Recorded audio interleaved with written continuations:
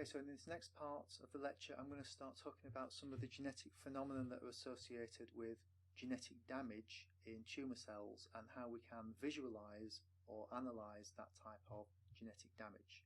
And the first one that I'm going to go through is loss of heterozygosity.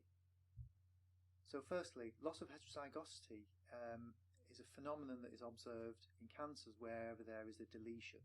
And a deletion tends to associate with the location of a tumour suppressor gene, because tumour suppressor genes have to be inactivated, and deletion is one mechanism by which they can be inactivated.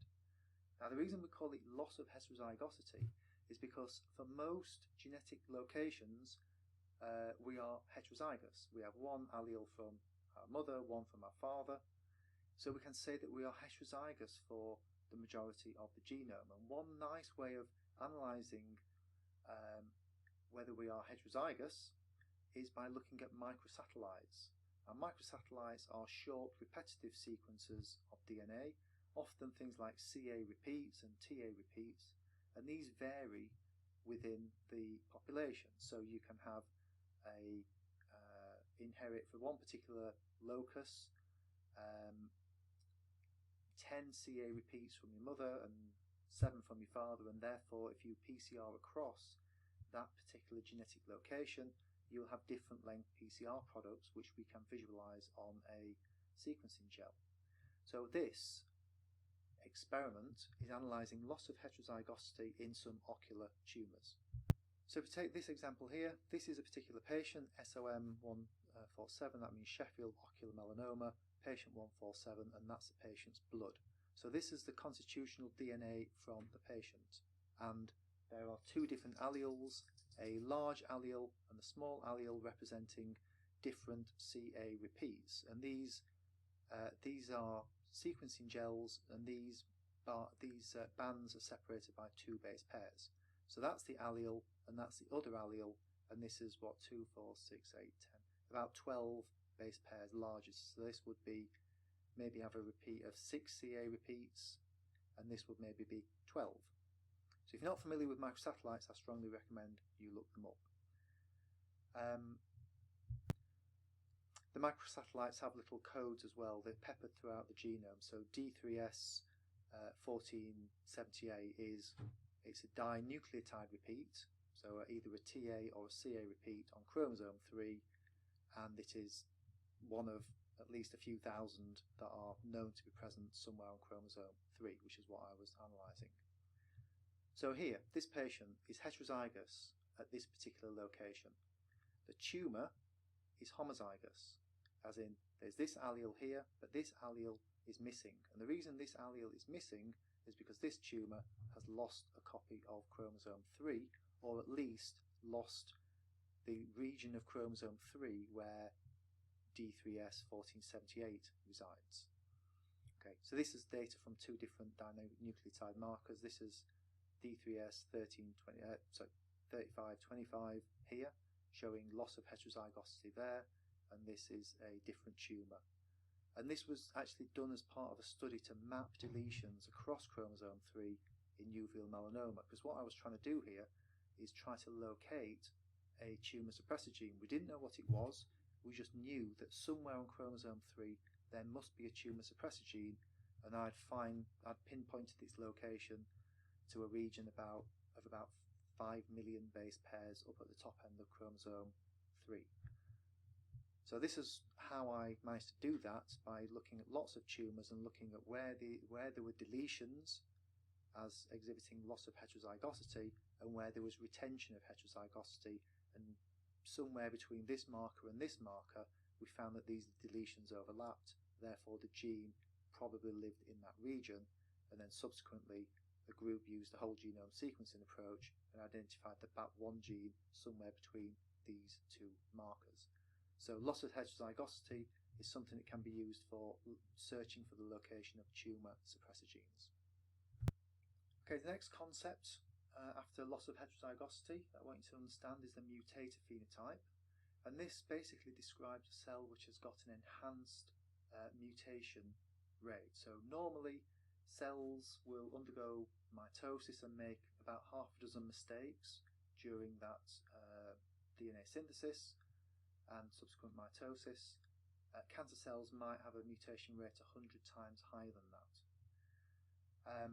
We can also have defects at the DNA, at the single base level, and we can have defects at the chromosomal level. So some cells have defects in repair processes and exhibit something called chromosome instability.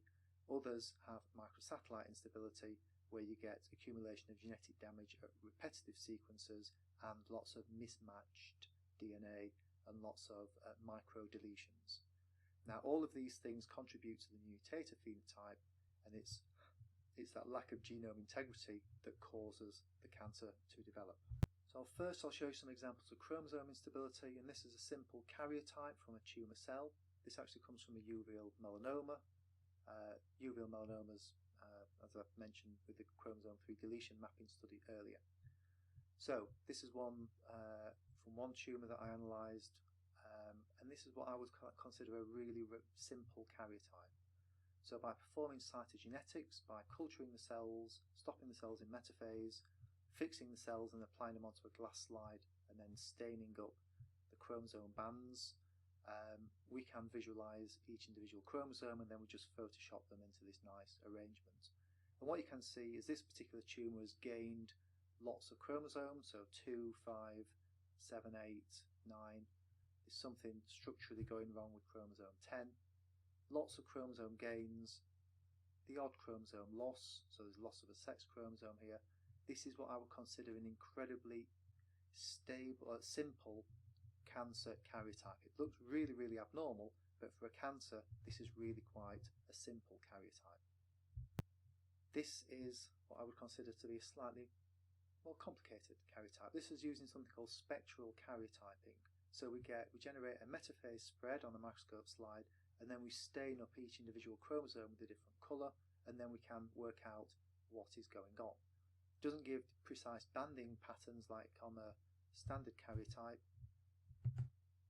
like on here, but it does just tell you that all of this yellow material is chromosome 1, and it identifies often very complicated chromosomal translocations that you could never identify by standard G banding. And it identifies, for example, these odd chromosomes here are actually made up of 3 different chromosomes all stuck together. So this is a fairly standard karyotype from a colon cancer, and this is what many cancers are like. They're genetically, at the chromosomal level, they are really badly messed up.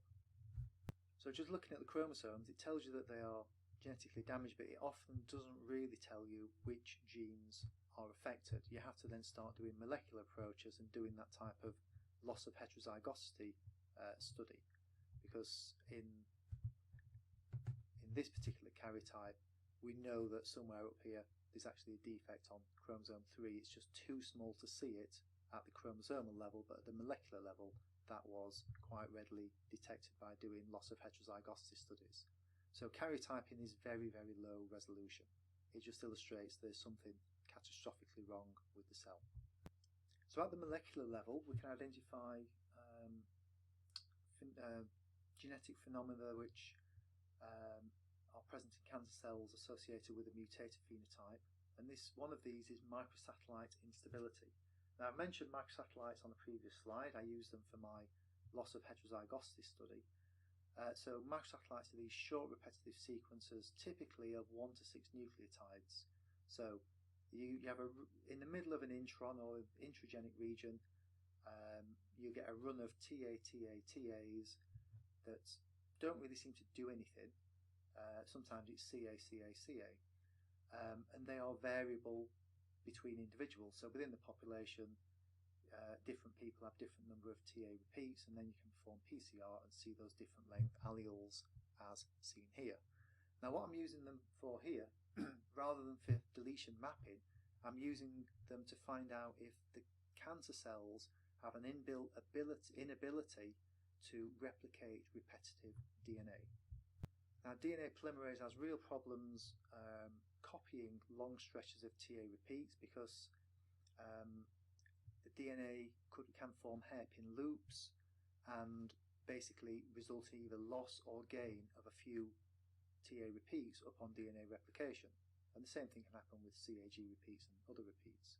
So if you have a cancer that is defective for DNA mismatch repair mechanisms, then they sometimes make mistakes. So all you have to do to identify this is do lots of PCR, amplify across lots of different dinucleotide repeat polymorphisms, and compare normal, which is normal patient blood, with T, which is tumour material, and compare the two. And what you can see here, the normal blood and the tumour have got exactly the same alleles there and there. Okay, so this is what you would expect to see. There is actually an imbalance in the strength of the signal, but that's because this particular tumour has got a duplication of this chromosomal region, but that doesn't matter. On this side, this is a different patient, and again, this normal and tumour match up for here, for this particular tumour.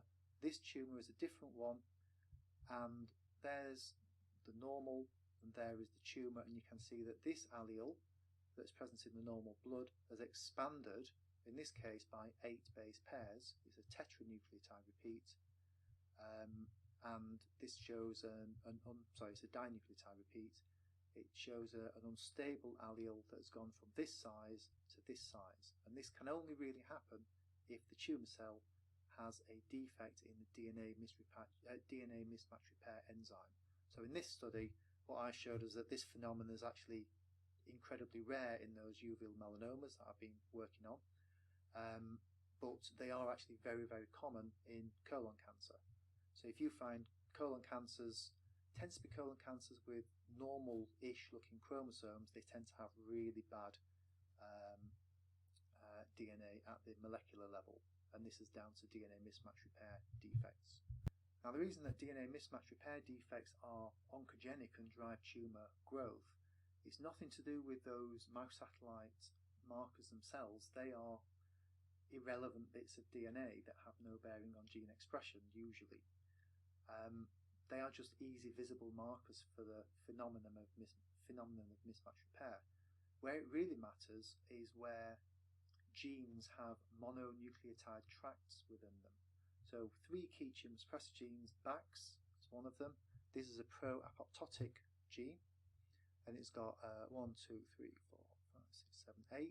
It's got 8 Gs in a row, and if a tumour is mismatch repair deficient, it's very easy for that tumour to make a mistake, shove in an extra G, and that alters the reading frame of BAX, and therefore you end up with a defective BAX protein.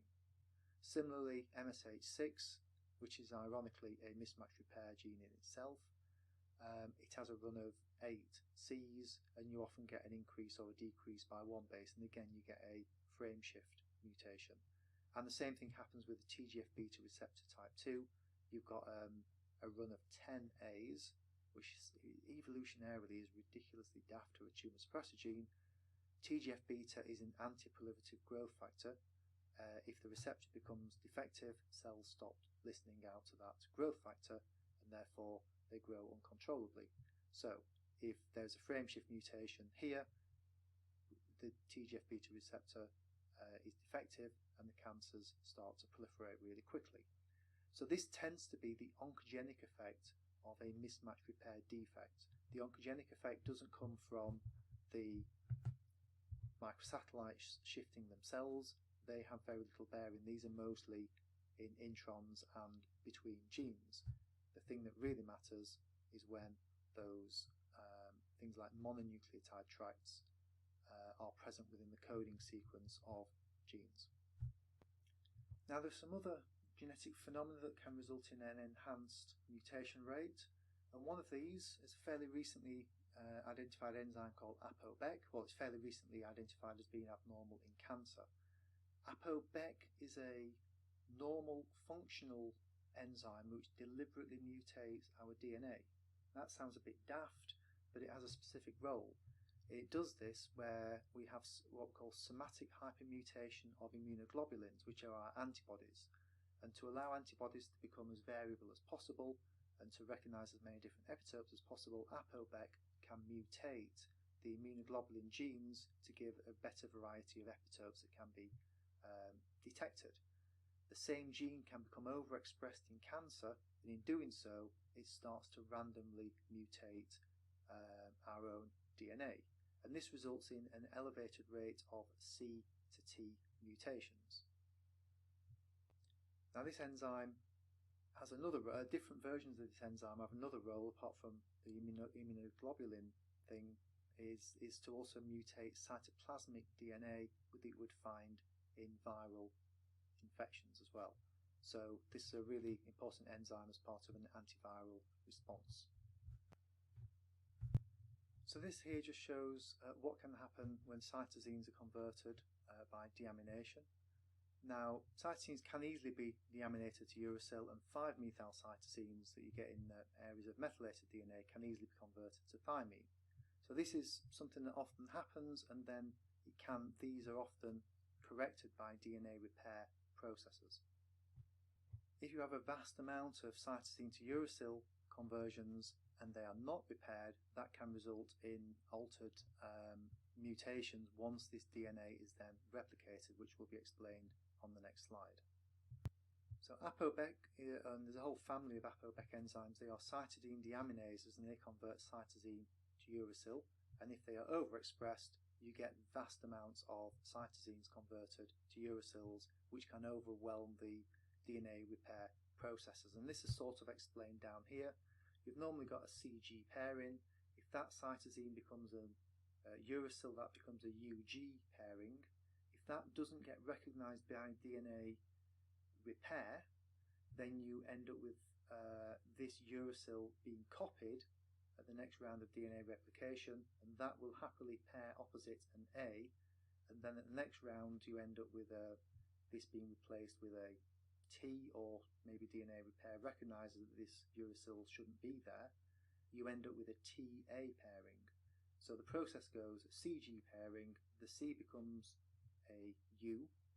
That U, if these two are separated at DNA replication, that U can be copied and an A put in opposite, and then we can end up with an AT pairing. So you've effectively got a C to T change. Now what we see in cancers that overexpress APOBEC, particularly APOBEC3B, is that we see an excess of C to T changes.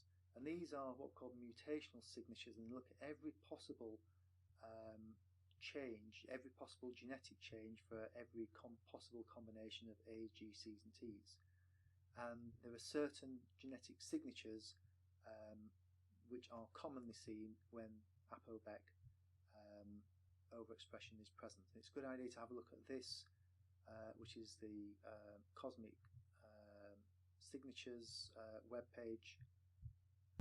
Now, Cosmic is something that us cancer biologists use quite a lot, which is the catalogue of somatic mutations in cancer, and that is where a lot of genomic data is put for bioinformaticians to analyse. But the signatures are a set of different mutational signatures that almost tell you what is going wrong with the cancer. If you ever see loads and loads of C to T mutations in a particular cancer, it's a good bet that that's caused by APOBEC. And this is just that Cosmic database. If you follow that link and click on Mutational Signatures version 2, it will bring up a page which has all the different mutational signatures and what is their cause. So here is signature 2, lots of C to T changes caused by APOBEC. There's another signature further down, signature 11, which also has C to T's mutations, but of different, more different groups of C to T mutations. So basically, as you scroll through this, you see that there's different patterns of mutations that are really common. Sometimes you get really common T to C mutations. That implies a different underlying defect. Here you've got lots of C to G mutations. You also get that with the APOBEC family, particularly APOBEC1. So this is another effect that you can have of APOBEC overexpression, is a C to G, and you also get some C to T mutations. So by just sort of scrolling down there, there are loads of different mutational, very classic mutational signatures, and that can give you some clue as to what is going wrong with that particular cancer. Signature 20 is found in particularly GI tract cancers. It's a DNA mismatch repair signature, so you get a certain DNA signature pattern. You never get any T2As or T2Gs, but you get these and these. So often by genetically sequencing a cancer, you can identify what is the most common genetic change and then try to map it onto one of these different signatures, and there are now 30 of them. Some of them have got a cause, many of them don't. Okay, so that concludes the mutational part of the lecture. What I'm now going to move on to is the role of oncogenes. We've seen tumour suppressor genes already in hereditary cancers. We're now going to move on to oncogenes. Oncogenes are proto-oncogenes are normal cellular genes that regulate growth or cell death, and they become consistently mutated and they become fully fledged oncogenes, and often a overexpression of something like APOBEC can then result in downstream mutations of oncogenes. Oncogene activation can either be an activating point mutation, gene amplifications, translocations. One thing we find is they rarely cause hereditary cancers, unlike tumour suppressor genes. And the reason for this is because oncogenes are dominantly acting. And that means that if an oncogene is permanently switched on in a developing fetus, that will prevent that fetus from developing properly, and that will be non-compatible with life. So whereas tumour suppressor genes, if one copy is defective, the fetus develops normally, but then subsequently develops a cancer. With oncogenes, because they regulate growth and cell death, they are not compatible with life, so there's really only one oncogene-driven hereditary cancer, and that is because those tissues that oncogene is expressed in is only expressed in tissues in the mature organism, fetus, after birth really, and that's multiple endocrine neoplasia. Now, oncogenes are often activated by point mutations, and these are mutations where you've got a single, quite often a single DNA base pair change, and that turns a normally regulated protein into a very highly expressed or highly active protein.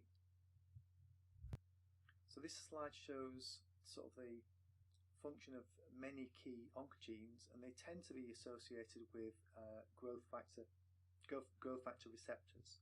So here RTK is a receptor tyrosine kinase. That's your classic growth factor, like epidermal growth factor. You've got your G protein couple receptors. They can become mutated and active. Anything to do with the signalling from these can become active. So G protein couple receptors, and we've got G alpha Q, these are all the G proteins that are associated with it. These can become active and then pass on a signal downstream. You can also get activation of PI3 kinase, RAS, RAF, all of the, basically almost everything on this diagram can become activated in an oncogenic manner to drive cell growth. And what we find is with any one cancer, it tends to be either this, or this, or this, or this, but not usually more than one. Because to cause the cancer to grow uncontrollably, you only really need the growth factor to be overexpressed or mutated. You don't need that to be overexpressed and that to be permanently switched on. Now this is really interesting for my favourite tumour type, which is uveal melanoma. They all have either a GNAC mutation, which is one of these accessory proteins here, or a GNA11 mutation, which is also one of these accessory proteins here, or this PLC beta, or the G protein couple receptor itself. So one of those things is mutated in every single uveal melanoma. It's just only one of them in each individual tumour. And then what's even more interesting is the GNAC mutations, which are the most common. It's the same amino acid residue that is affected in almost all of those cancers. So codon 209, for some reason, is really important. You change that to a different amino acid and the protein becomes constitutively active. Now we see a similar situation in acute cutaneous melanoma, almost all have a BRAF mutation, so RAF's here. V600E, so that's valine amino acid 600 is changed to glutamic acid. Or in pancreatic cancer, almost all cancers have the same mutation of codon 12 or 13 of RAS, and there's RAS. And it's almost always codon 12, codon 13, occasionally codon 61. And they're all glycines that are changed to something else. And this is just shown here. This is the RAS sequence. So there's amino acid, there's your methionine start codon, and we've got a glycine at 12, glycine at 13. Both of those can be readily, if they're mutated from a glycine to something else, particularly valine, then you get constitutive activation of the RAS protein. It never gets switched off and it signals perpetual cell growth. And in pancreatic cancer, 90% of them have got KRAS mutations, and of those, almost all of those mutations are exactly on that codon or that codon. Now, that's the fact that the mutations occur at a very specific place on an oncogene makes it very easy for us to then do genotyping, because we know exactly where to look for that mutation. We only need to look at codon 12 and 13. If they are normal, then RAS is probably normal. The other way to activate oncogenes is by translocation, and translocation basically brings one bit of one chromosome together with another bit of another chromosome. And in this example, this is a recurrent translocation that you see in Burkitt's lymphoma, translocation between chromosome 14 and 18, and on chromosome 8 and 14, sorry. On chromosome 8 we've got the MYC oncogene, which drives cyclin D, and then that drives growth. Whereas on chromosome 14 you've got the immunoglobulin heavy chain gene. This is very highly switched on in those particular cells, in those lymphocytes. So if you can bring together the promoter of the IgE, the immunoglobulin heavy chain, and shunt that right next to the MYC oncogene, in this situation you end up with constitutive expression of the MYC oncogene, and that causes these cells to proliferate indefinitely, and that is the initiating mutation in Burkitt's lymphoma. And most Burkitt's lymphoma have this translocation. On cytogenetic analysis, if you see this, you think that's a Burkitt's lymphoma. If you see a 922 translocation, it's a chronic myeloid leukemia for a different reason. You can also have oncogene gene amplifications, so that's where you've got multiple copies of the oncogene. And this is an example of the HER2 gene, which is in breast cancer. HER2 is a growth factor receptor that dimerizes with other growth factor receptors and signals growth. And this is fluorescence in situ hybridization. So this is the nucleus of a single cell, and we've basically probed using fluorescent label probes for the HER2 gene in red and chromosome 17 centromere in green, because that's where this gene is, roughly. It's out somewhere on chromosome 17. And in cancer you tend to get duplication of the HER2 gene, and we see that as multiple red spots within the nucleus compared to the number of green spots. So this is telling us that there is greater than 6 individual HER2 genes within that nucleus. If you have that many copies of the HER2 gene, then you are eligible for a drug called Herceptin.